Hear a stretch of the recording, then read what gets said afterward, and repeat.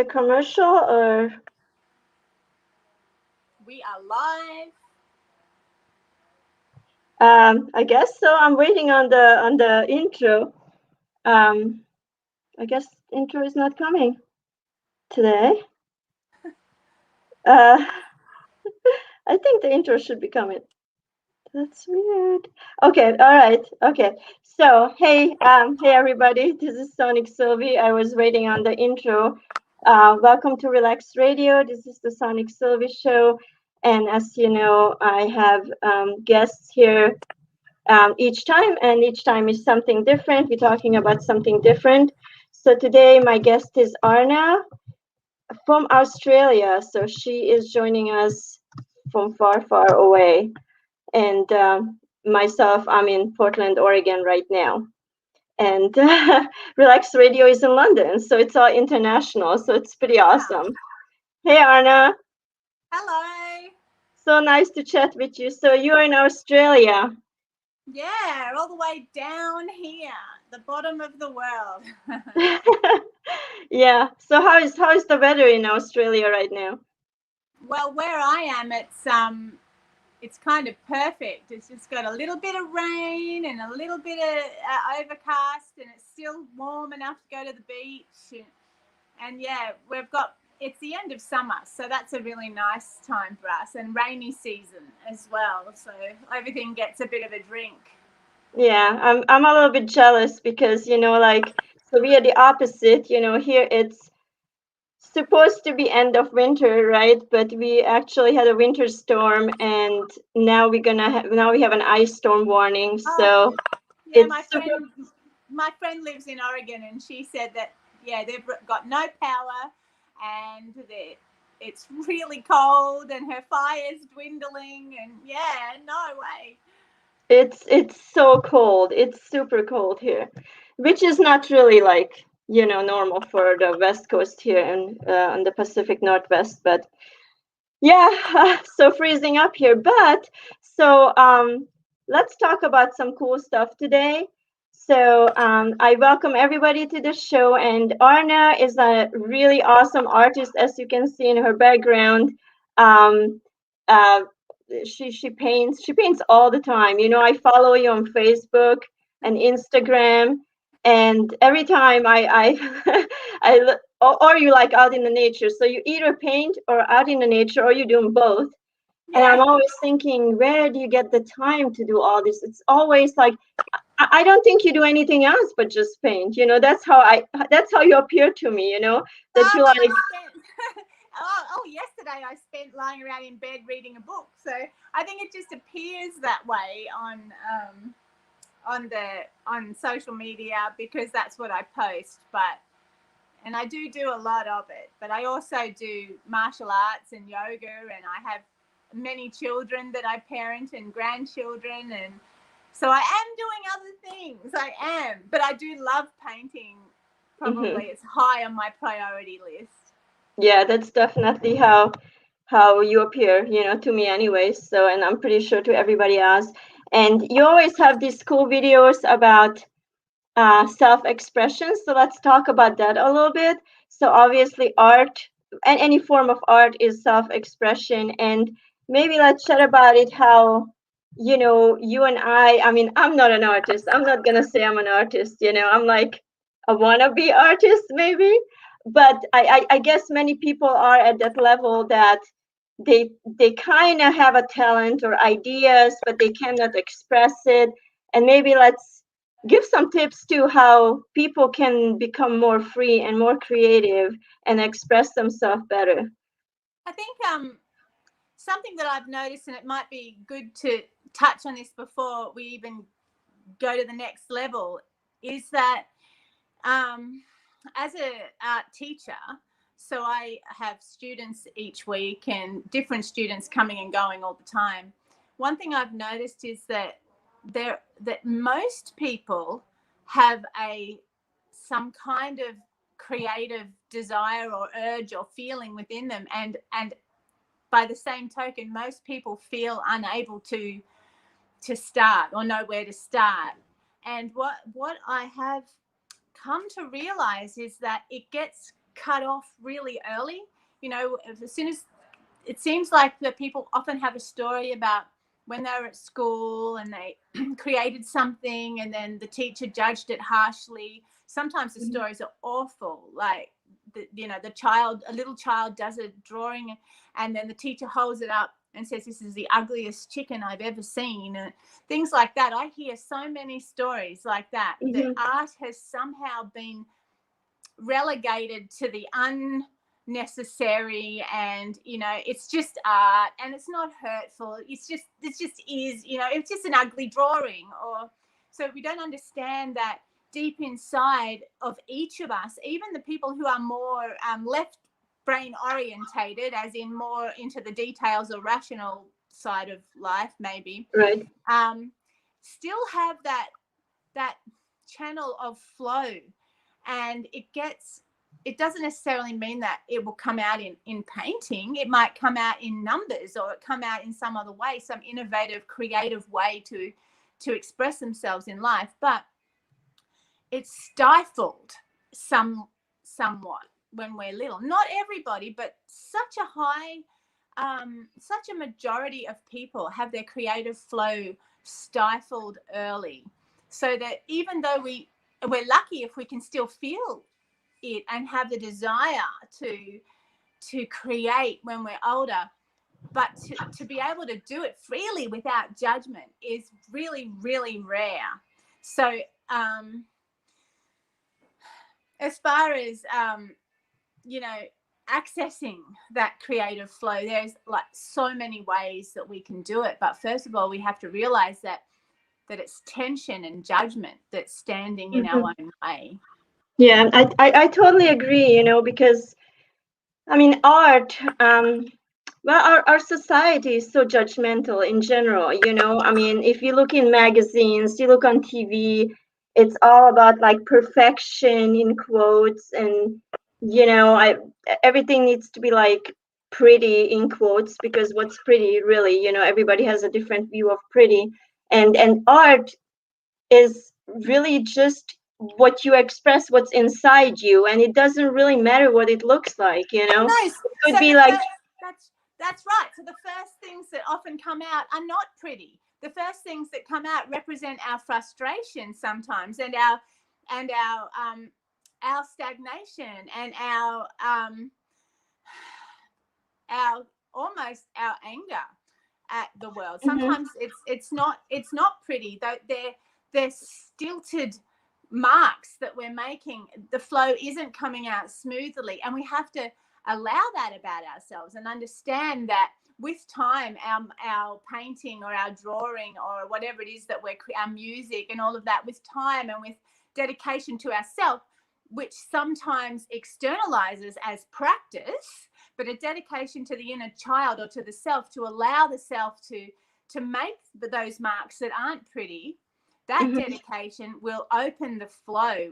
That will start us, that curiosity about what we have inside of ourselves, and curiosity to know that part of us that is being cut off when we're little, that very important yin flow, that energy, that creative channel and connection with everything around us, the energy of the world.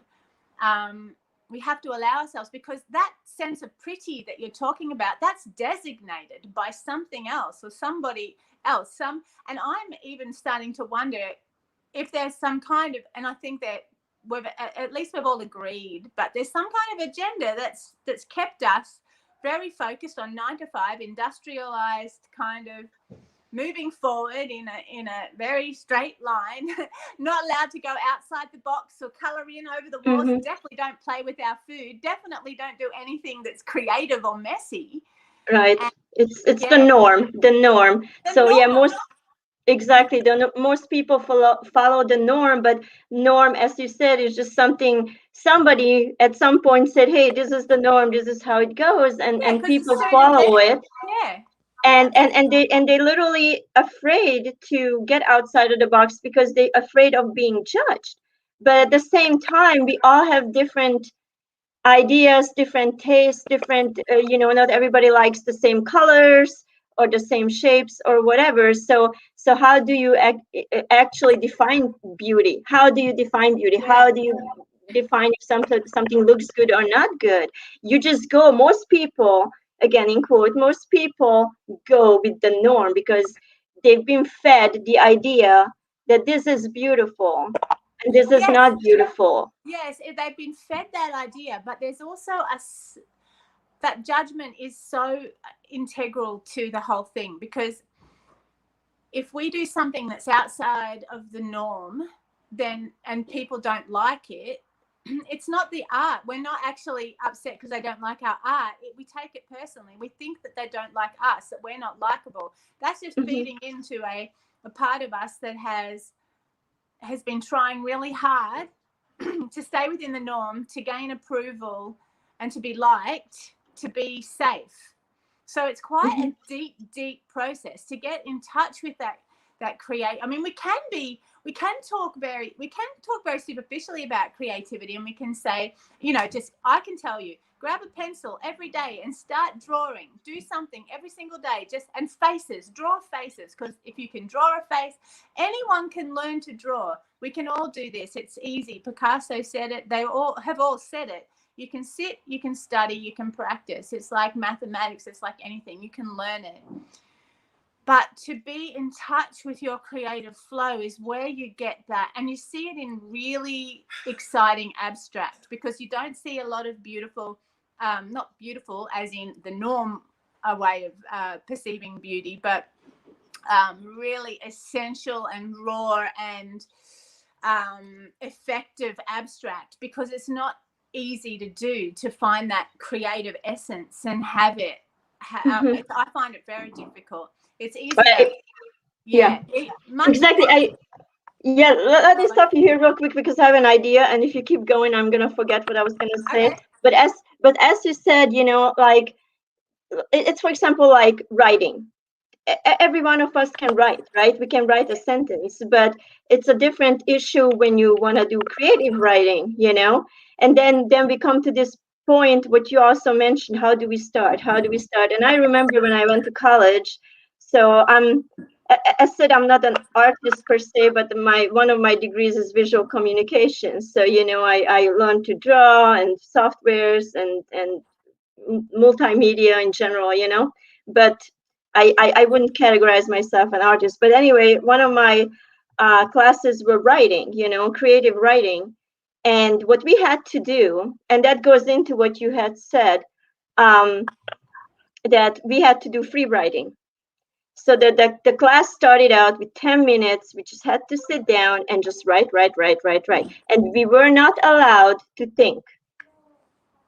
And it was so difficult at first, because you write, you want to think, and that's what you kind of like have to shut off when you do art, in my opinion, because that's our consciousness, and art comes from the subconscious, not from the consciousness, basically. So at first I was like, and I realized I think, and I'm like, oh no, Sylvia, you can't think. And eventually I just kept writing words and words and words, and it didn't matter if it made sense or not. And the teacher pointed that out. It doesn't matter if it doesn't make any sense. Just write words, just start writing.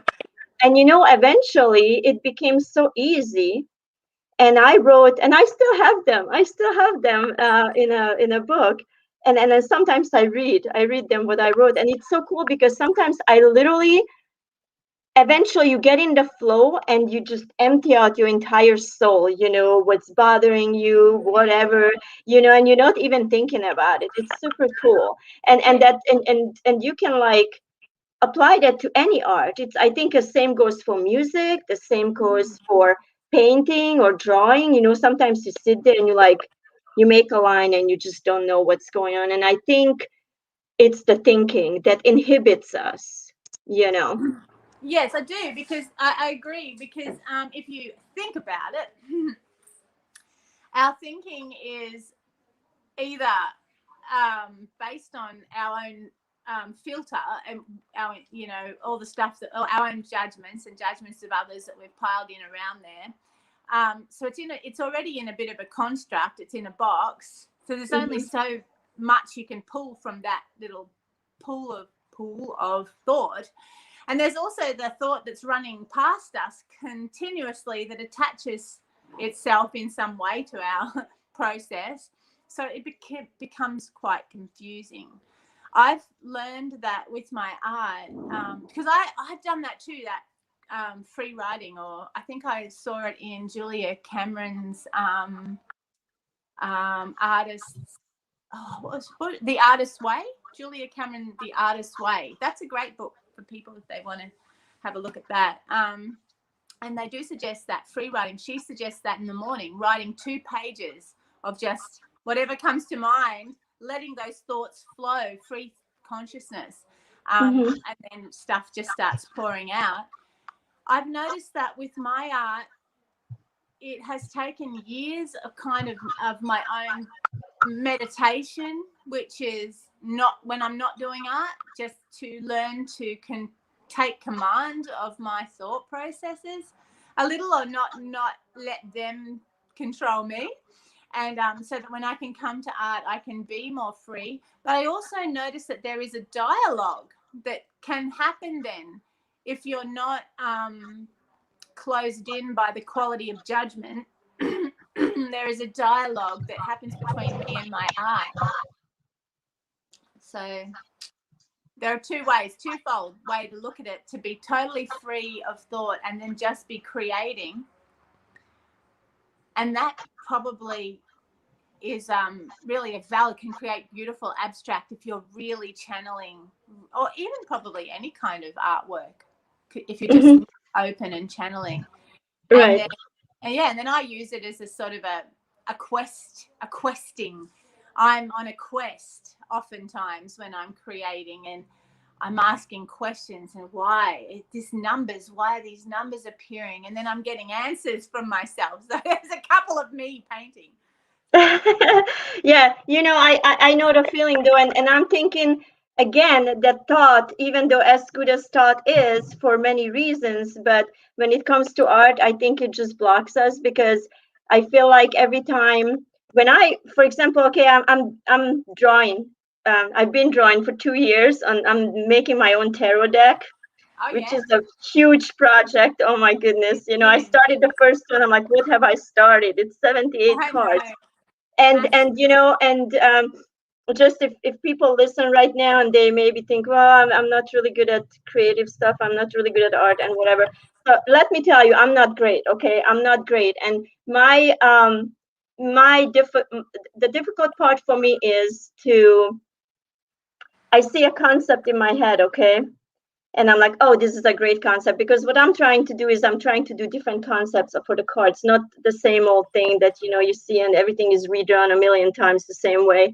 So I'm trying to get different concepts, and I see it in my head, but I can't put it on paper. I just can't. And then I just cross it out, and I'm like, okay, you have to think of something else, and that's why it's taking me so long. So I'm obviously not Bob Ross, who can do so, have happy trees and happy mountains, and boom, in 1 hour a masterpiece. I would be done already with my deck if that would be the case, but unfortunately that's my difficulty. But what I noticed, and this is kind of like a tip from a wannabe artist to you guys, that when I draw, I put on music, and when I put on music, it just flows better. Because I think what music does for me anyways, and maybe you have something else, maybe you go out in the forest and draw, maybe at the ocean or whatever. So because that atmosphere that you create with music, or maybe being outdoors or wherever, some happy place of yours, or what puts your mind to ease. And that's the thing, because when you listen to the music or the wind or the ocean sounds or whatever, it kind of shuts off a little bit the thinking, so it kind of gets you in this trance, and once you're in that trance, it opens up that filter you were talking about, our consciousness. It opens up that filter, and once you open that, you literally listen more to your instinct, what comes from the subconscious, and not from your critical, judgmental thinking, because that's all it is. Our filter is judgment, critic, logical thinking, all that stuff. And You cannot create art with those. Those are really blocking you from creativity. You're right.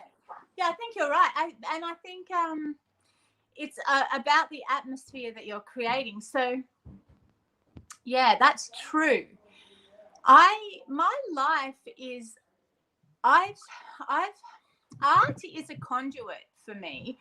So it's not, my real work is in clearing my conduit. So my lifetime's work and purpose is to actually really meet myself clearly, and to, my friend said the other day, and I just so loved it so much, I've mentioned in another video, to be well companioned, which just like that term. And to me it means to get to know myself so well that I know when I'm blocking myself with bullshit, with unreal expectation, judgment, criticism, and all of that, and to know when I'm free.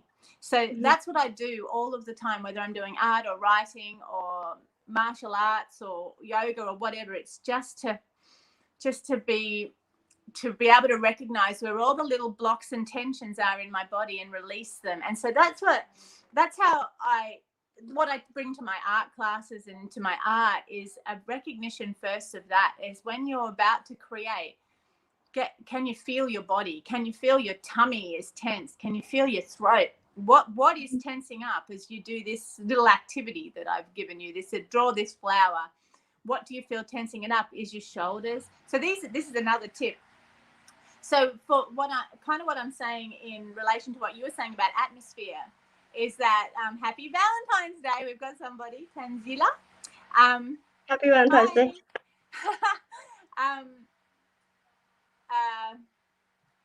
What I am, see, I get distracted then with communication. I know, it happens to me all the time. But actually, let me stop you right here. We have to take a short break, and then we'll be back, and we will talk about exactly this. Okay? Okay, cool. Yeah.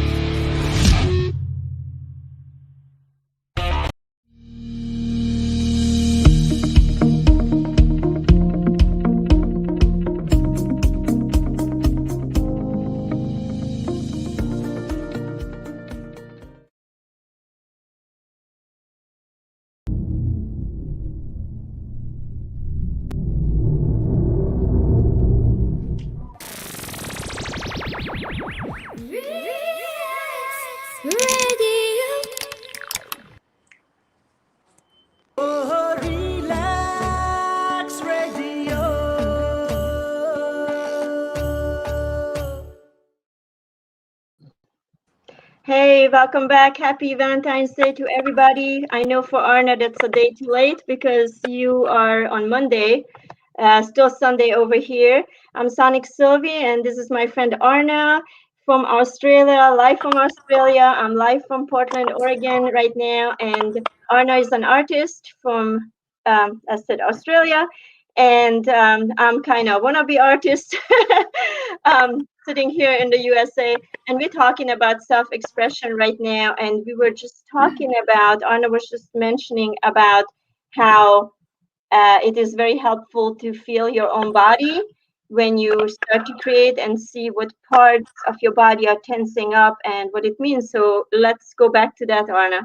Well, I was trying to connect it a little bit to atmosphere. I was thinking about, because I was thinking about, putting on music or being in nature or whatever we need to do to create the right atmosphere.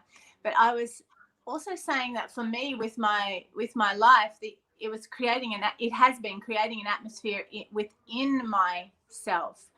That's been my work. So I bring that to art. So the atmosphere that I'm attempting to find within or remember is one of feeling free and expansive. And so when I come to my art or when I'm teaching art, I ask people to feel that atmosphere within themselves, feel their body state. So it's kind of like art therapy, I guess, a little bit. But I think we need it. We need this therapy most of the time. People are not able, like a 2-year-old, to just grab a brush and start painting. We've got to hold the brush in a certain way, and we've got to paint the horse to look like a horse, and so the first part of it is to break down that tension or that barrier that we have to our own creativity, and so to feel that atmosphere of the body. And yeah, so to become aware of the physical body is really important in this world, and especially when it comes to creativity, because we've spent so much time sort of outside of ourselves, or kind of scared out of our own physical nature, as though there's something wrong with us or something wrong with the art that we make. Or when you were talking about creating tarot, I remember about 20 years ago sitting down I wanted to do this. I wanted to create my own tarot deck, and it was next to impossible for me. I would try day after day to make these little beautiful artworks that I had in my mind, and they weren't translating onto the page. So I stopped doing it. And instead, I'm not saying you stop, no way, because you've got your. Oh, I'm too far into it to stop. I'm not going to stop. Yeah. I'll stop now. But the way that I did it was that I actually I had been so, and it's ironic, I was going to say really crushed. My spirit had been quite crushed as a little person. And it was to do with school being put into the system. And most of us have this. It's as soon as we get to school, we start being very aware of everybody else's judgment on ourselves, and then being tense, trying to live up to some standard in the classroom, whether it's usually with academics, but in the arts section as well, sector. And school really just took the life out of me. And the irony is I grew up with an artist as a father and a writer as a mother, and I was taken from an amazing cultural experience, one to the next, over and over again throughout my childhood. And we were given all sorts of materials, and we were given all the freedom in the world. But when it came down to it, that sense of expectation was still really strong. And so when I came to 20 and wanting to do my own thing and really beginning to create tarot deck, I recognized that I couldn't. I recognized that there was something big in the way between me and my desire to create was there, but my ability to bring that creation into manifestation was not there. Exactly. So I scribbled. So I just started to scribble and to play and to draw in other ways. And it took quite a number of years. But one day I remember I looked down and went, I've got 100 artworks that are all of a similar theme, which was all about woman breaking free of her own, shackles, letting the creative stuff flow. Right. Yeah. And so I was able to create my own inspiration deck out of these many pictures that I'd done were on the same theme. So that was the easy way to create a deck. Well, it wasn't easy. It took 20 years of, took about 10 years of deep inner work. But yeah, I get it. And it really is about releasing the tension. And music's awesome. The frequency, if you can tap into the because it's all frequency. So Mm-hmm. Totally. the whole Totally. thing. You know, I totally agree with you, and I'm kind of happy you mentioned frequency, because now this is now not about painting, but we talk in general in art, and music obviously is art. Yeah. And so what I always think and said, that we have different taste in music, but what is that really? Our taste in music has to do with the energy, with the frequency, and if it doesn't vibrate with us, then we don't like the music. So it's not really about, oh, I don't like, I don't know, country music, or I don't like jazz or whatever. It's not that you don't like it, it's because your body literally doesn't vibrate with it. And Yeah. therefore, it just it just doesn't sink, and you don't like it, and that's the taste, which is really not the taste. It's just the energy and the vibration that you cannot That's right. understand, right? Yeah, Eh, that's true. And I have, that's another thing, because music, when I started to release myself from all of these blocks within my system, I noticed that if I could just sit still with the music that I judged before, I would, within that style, say country music, a lot of it is of the same frequency, but then there are some that isn't. Then there are some that have taken the country music, for example, just as an example, and have put their own spin on it, and there's a slightly different frequency coming through, a different energy. And I think, wow, I can't say I hate country music, because I actually have settled myself enough and removed enough judgment that I can sit with this now. mhm, um, and usually that judgment is, so often our taste is formed by those that came before us, by the mhm. judgment of our parents and of the people around us. And we don't sit still enough to see whether Yeah, there's and energy there. and I can relate to that too, and I think that goes also for any other art form again, but with music especially. So I play a little bass. I do a lot of things. I have a lot of hobbies and, let's say, talents, but I don't think I'm good at any of it. I'm just like mediocre in everything, but I play bass, okay? But the day I started bass, it just opened totally doors for me, and it kind of like, it was the exact same thing what you're talking about. So I went to, I like to see live shows, even if it's not really the genre what I would buy as a CD or whatever, or download. So, and it was blues, and I don't like blues. Okay, I just I don't know, but so I wouldn't go out and buy a blues CD. I would not do that. Not to this day. I would not do that. But I do go out and see live shows, even if it's, I even went to a country show, I went to blues shows, I went to whatever. But so it started out that there were these 14-year-old kids in a blues band, and they were absolutely mind-blowing, not just because of their age, but since I started making music on my own, that opened up doors for me, opened up my mind literally, to appreciate what those kids are doing, to appreciate how they play their instrument, to appreciate seeing them um, being so awesome at the instrument, and then the whole vibe being live and everything. It actually, I had fun and I enjoyed it, and I And it actually went probably and opens. saw them again. Do you think sometimes you can just be opened by something that is unexpected, something that we might normally think we wouldn't like, and it kind of, our willingness to sit with something that might normally be a bit uncomfortable or unusual to us, or not something that we would normally want to do, just the willingness to sit with it, I think it kind of, it opens up little portals within ourself. It opens up little vortexes within our energy Mhm. system. So then we're more receptive to even more. And that's how, Mm-hmm. it's sort of like people who don't grow very, or aren't seem to be evolving, sort of seem to be stuck in their way of life and not wanting to question things. Mm-hmm.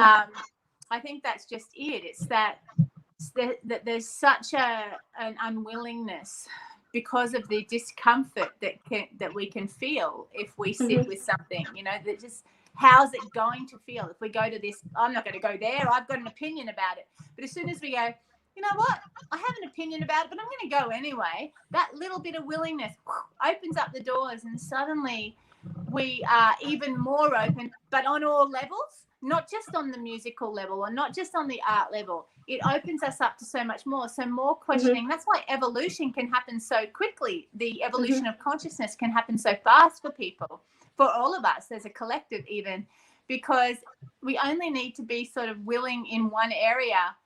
It's like Zen and the art of motorcycle maintenance. If you really understand the Zen of one thing, it translates to so much else. Absolutely. And yeah, and what you're also speaking of, it reminds me on, I'm also a hypnotherapist, and it reminds me on that too, because so basically our subconscious is where we collect our experiences, if it's bad or good or whatever, every experience goes in there. And of course, if you didn't experience something new, that it's the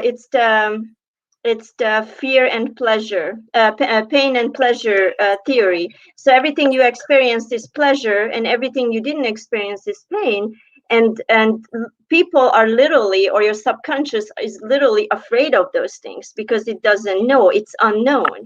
So Yeah. everything in your subconscious is the known, everything you don't experience is the unknown, and your subconscious literally tries to keep you in that safe place, and the safe place is your experience.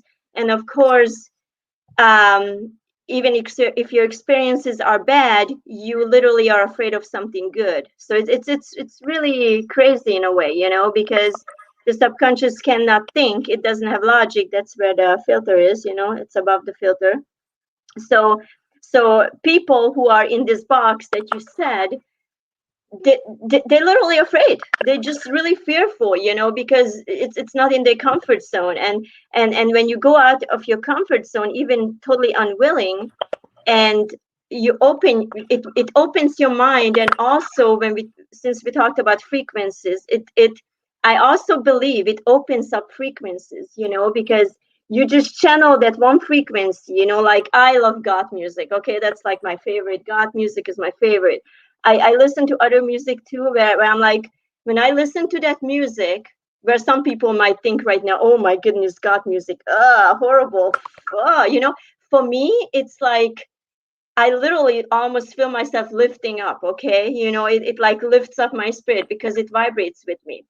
But when I went to that blues show, and with my experiences, I make music and whatever, I also think it opened up my receptors to other energies. Yeah, And then you realize that you're not in that box anymore. You opened up that box a little wider, and if you keep experiencing more things, you open up and you're more accepting of the other frequencies too. I'm not saying that that's your favorite vibration, but you are more accepting of those, to receive those too and do something good with it. And of course, not be afraid of them, because now you put it in your subconscious and now you experienced it. So now it's all good. yeah.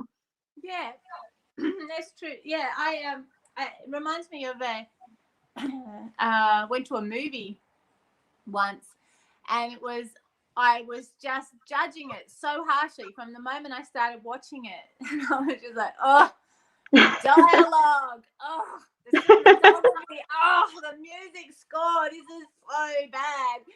And then I just went, no, this is an opportunity. And I just stopped judging.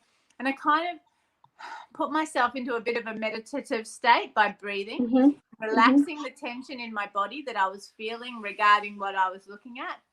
And something shifted. And I remember it almost being like a clicking sound or in my own system, and something shifted.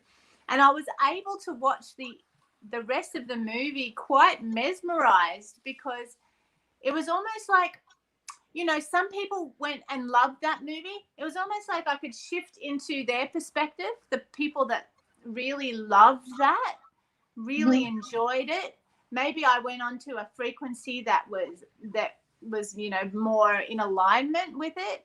Maybe I shifted a dimensional thing, because, you know, I think that, you know, there's a lot of talk about fifth dimension at the moment. I don't know if you've heard about that, but this third dimensional life that we live in, and then this fifth dimensional a realm of love and unconditional love and all of this.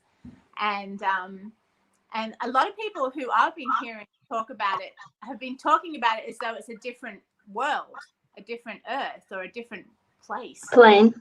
Yeah, plane.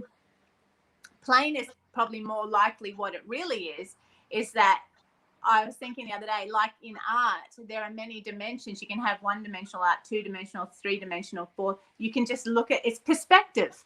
It's how broad is your perspective. So when you allow yourself to really just be present in the moment with whatever is here, as though it's brand new, even if you've seen this person a million times, or you've watched this, or you listened to that, but as though it is brand new, it somehow broadens your ability to receive, the receptors open, to connect with what it is. And I don't know, it's that presence, and it's dimensional, it's perspective, and that's what we can have in art, that if we can stop and just sit with it rather than, and notice that judgment, and then look, we have to train ourselves really to stop the judgment in whatever way we can. Yeah, absolutely. I totally agree. So basically, which is funny. So too much thinking is just not good. That's what it boils down to. You know, we have to start feeling ourselves, and let ourselves, allow ourselves to get rid of those blocks and realize that we have those blocks, and then as a society we can make that bigger, as for being more accepting.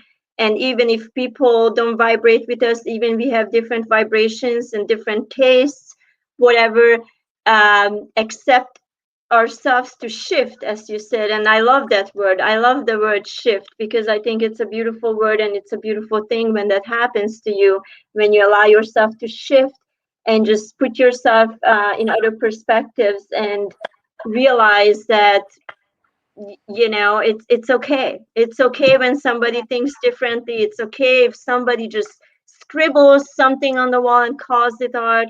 It's okay if somebody is making a self-portrait or whatever. It's okay, you know. Okay. I mean, yeah, if someone doesn't like you or like your work, it's okay. If someone has a different opinion, it's fine. It's how it all moves together in a right. functional.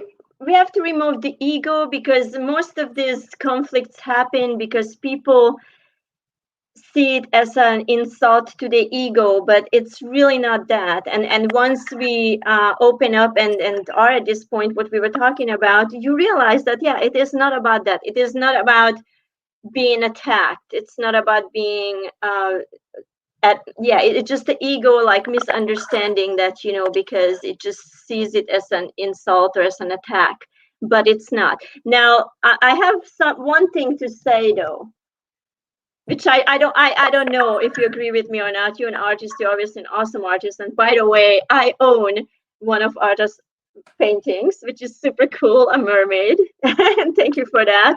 It's all packed because I'm moving to London, so it's packed in a box. It's not on my walls now. So, and also I own your cards. And are those cards that you were talking about, 20 years in work? That's Did the you do? Kundalini. Yeah. They're the ones that I started when I was about 22, and I didn't actually wasn't able to do until I was about 40. Wow. Okay, so it's even more valuable now to me that you told me that story about it. But so what I was gonna say is that, however, what I think about art though I mean, you can make art. You can like splash some paint on the wall and call it art. That's okay. But and you can call it art. You definitely can. But I think in order to call yourself an artist, I do believe you have to be able to do at least the basics of art. You know, you should be able to draw whatever. If somebody says, hey, draw me a horse, you should be able to draw a horse in order to call yourself an artist, you know. Or if you make music, in order to make your call yourself a musician in your certain instrument, you should be able to play something, you know, at least one song or whatever. You cannot just, in my opinion, this is not my opinion only, so don't hate me, people, if you know.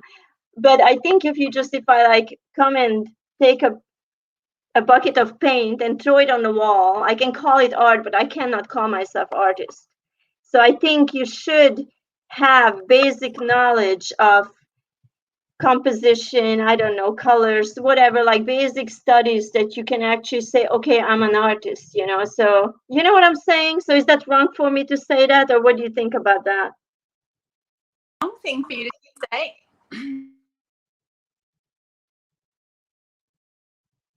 Oh, we just lost your yeah, I think you muted yourself.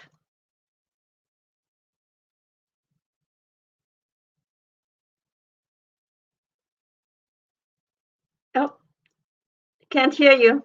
I don't know what happened. Technical difficulties we're having here.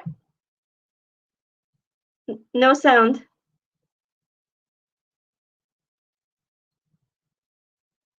Okay, so while we're waiting on Arno, I'm just gonna talk until I can hear you, okay? So I can't hear you right now. So while Arno is figuring out her technical difficulties, so which is kind of like funny that this happened to you, happened now, because I was gonna see what she thinks about what I just said. But in my opinion, again, it's like you can call anything art, in my opinion, but you cannot call yourself an artist if you don't have at least basic knowledge of the things of the field of art that you doing, if it's sculpting, if it's music, if it's drawing or whatever. I hear something now. Can you hear me? Yes, I can hear you now. Yay. Okay, so my Yes. question again was, what do you think about my Oh, theory here? I know. It's such a good question. It's such a good question because the question itself put so succinctly made me question what I think. So I would say what I would say is that we are all artists and we are all singers and we are all musicians, but there's also this label or title that we want to keep exclusive to the master. It's like, you know, in Hapkido, I trained for 15 years before I became a black belt, or something like that, 12 years before I became a black belt. So I wouldn't have called myself a black belt, but there was a black belt within me that pushed that desire. There was that thing that was deep within me that pushed me forward and didn't let me let up. So in a kind of, to try to use the analogy, on one hand, to just throw something on the wall and there be paint, and to say, now I've created art, therefore I'm an artist. There is truth in that. I think it's the motivation, you know, what's behind that? What's the intention? Is someone wanting to gain some kind of financial recognition or artistic recognition from a community because we'll feel the lie? Is it true? Do I really believe I'm an artist? I think you can call yourself an artist if you truly believe it. And I think if you don't, it's kind of apparent in the art and in the vibration that you pick up from that person. And it's really hard for me to make a judgment now because, so this is my 1-year-old granddaughter's art, and she's an artist, and her marks are thoughtless yet full of life. She doesn't call herself an artist, but I could call herself an artist. So there's that too, you know. I may be a master at a technique, but I'm hello. Hi, Somebody Nasir. said hi. Happy Valentine's Day. So Thank you for listening. the that technique, I have mastered that technique, but I don't call myself a master. Someone else. Okay. Yeah, I don't. So I wouldn't necessarily say that someone isn't an artist. I would pull back my opinion a little if I was to see that, because I would have to go on what I felt. Mm-hmm. Do I feel this is art? Do I feel like you feel it? You can see it. You saw that and you felt, nah, this person is not genuine. There's not a genuine sense of. But then that's our own vibration again and our own alignment. So yes, technically, I agree with you that you know, there are plenty of people, you know, wanting to be an artist, but they're just not there yet. They just don't really believe it, and so therefore it's not true. And then there are people. Yeah, go. Yeah, that's, you know, it's a really good point, because it's just like totally like you're talking to my soul right now, literally, because every time, you know, I pick up my base or when I start drawing, and you know, even though I'm telling you, my tarot deck is pretty sweet. I'm very, very, very proud of it. I mean, I never in my life would have imagined that I can actually accomplish what I accomplished. I did now half of it. 39 cards are done. And oh, wow. And it didn't take me 20 years like you. So, you're way more confident than I was. but I would not call myself an artist. So I don't know now if I'm too humble. I don't know if that's my problem, or if I really don't think I'm there, then I don't think I'm there yet. Because honestly, if you tell me right now, you know, draw this or draw that, Sylvia, I don't know if I could do it. I really don't know if I could do it.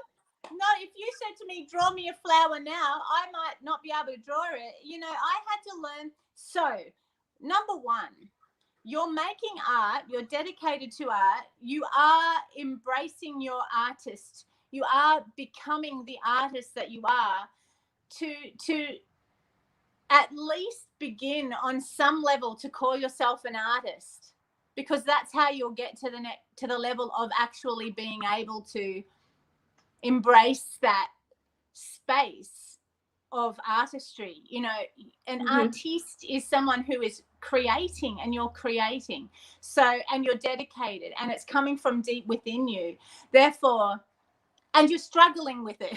Don't forget that, you know, and all of those things. And I think that we will deny ourselves. There is a big difference between what you were saying about somebody throwing something on the wall and saying, this is art, now therefore I'm an artist and I'm going to be charging $2,500 for that. I mean, I have students who have been in the past quite blocked off from their own self-awareness, and so they'll create something and they'll want to sell it immediately, and they'll think it's worth $1,800, and you can't feel it. You just can't feel it. It's not there.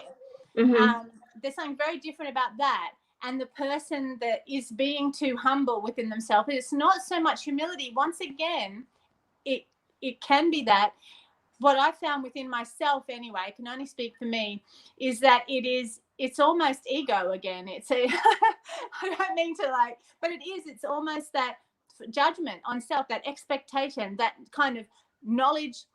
It's this idea that you have within you, this awesome piece of artwork, and yet it's not, you haven't created it, so therefore you can't call yourself an artist. Well, that, I mean, I don't know. I don't quite know how to put it. It's just that if you don't start to embrace, if we don't start to really see ourselves for what we are, it's like, you know, it took me till I was a red tip, and that's a black tip, just before I became black belt. And I know I do a lot of analogy to martial arts, but it's been so powerful in that way for me.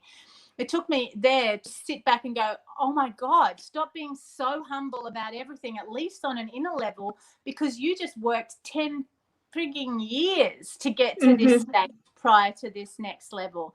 You know, you have to see where you've come from, and you have to see who you are. And I think we do need to be able to access that part of us at least personally, privately, that Mm-hmm.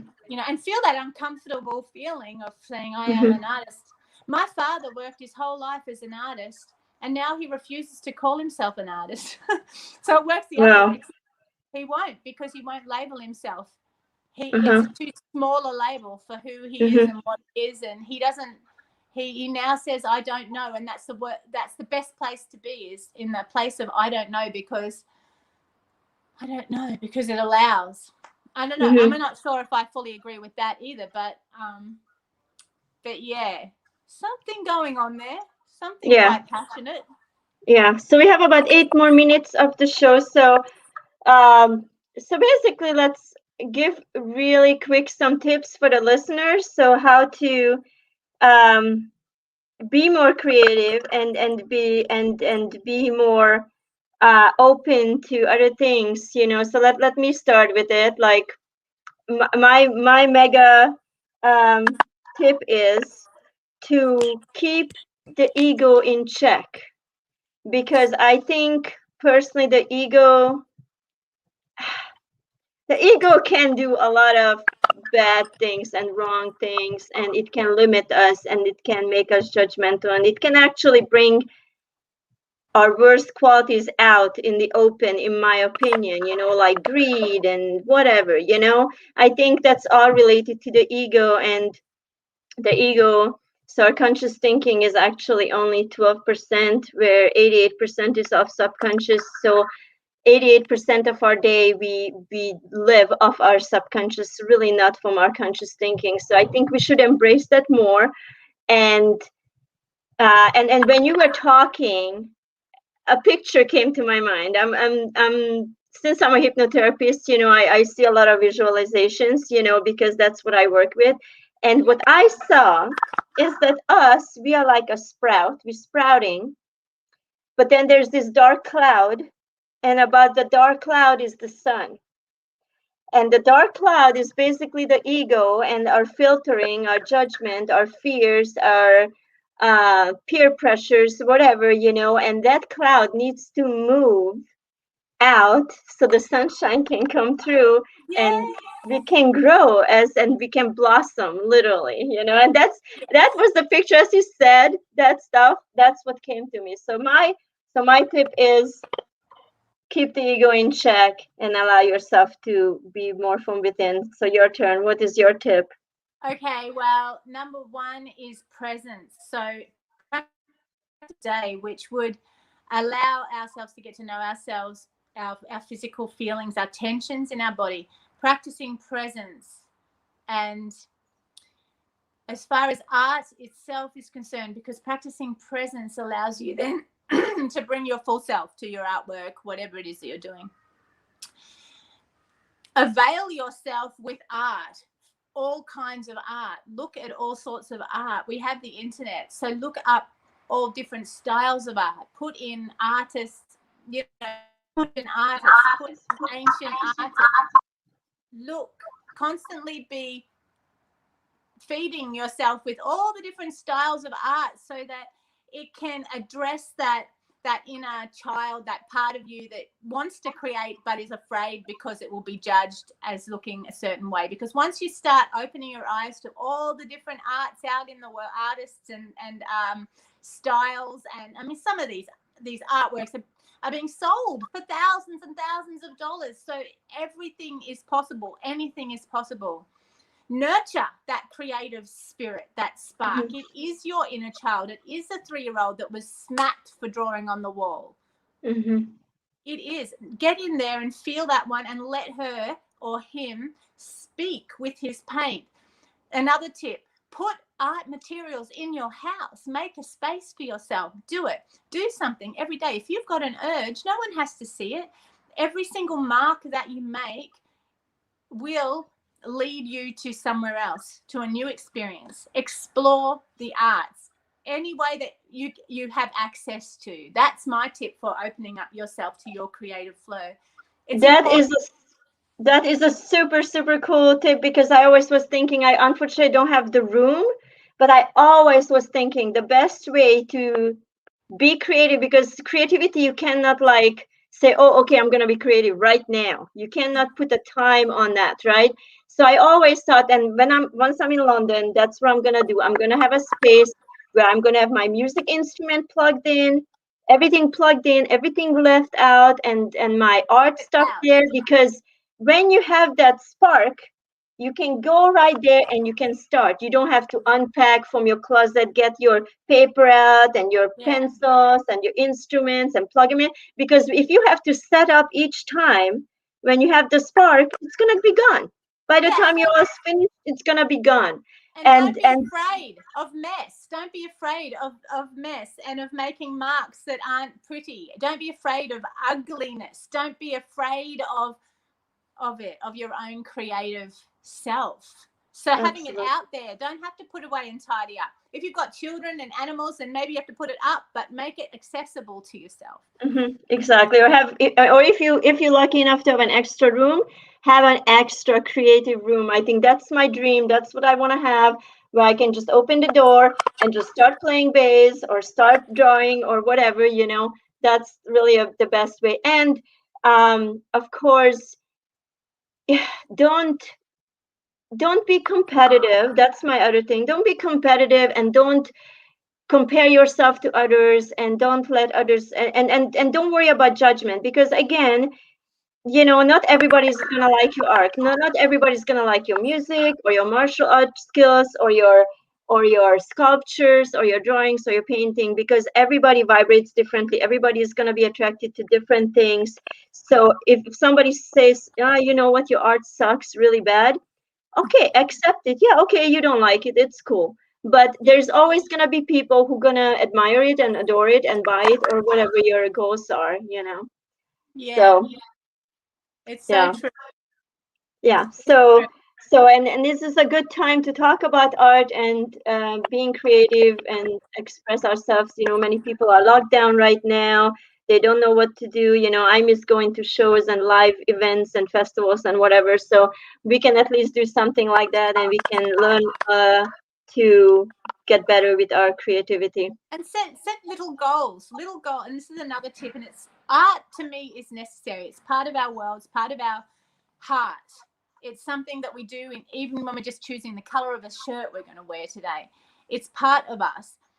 If you set a little goal, like, for example, I'll give one to people, say 30 self-portraits over 30 days, and every day you draw yourself in the mirror, and let it be weird. Draw with your eyes shut. draw the feeling of yourself. Draw with the other hand, but have a little pad and a little pencil and draw yourself for 30 days. Or draw the window, what's in your window, every day for 30 days. Just little scribbles. Scribble something every single day. That's how we develop. And that'll free you up. And without thinking, no thoughts, just let it go out. Just draw it. No one's going to see it unless you want to show it. Make it part of your Facebook thing. I'm going to embrace myself. I don't care what your judgments are. This is what I'm doing. I think everyone should be active doing what they want to be doing. And anyone want to join me for 30 days? That kind of thing. Just make it a fun challenge for the self. Okay. Well, and this is that's how we finish the show. So our good advices, and I hope everybody is gonna be creative and open up and let the channels flow. So thank you so much for being here, Anna. I really enjoyed it. It was a cool talk. Thank you so much. I really enjoyed it too. It's a great conversation. Absolutely. And have a good day, everybody. Happy Valentine's Day. Bye. Bye.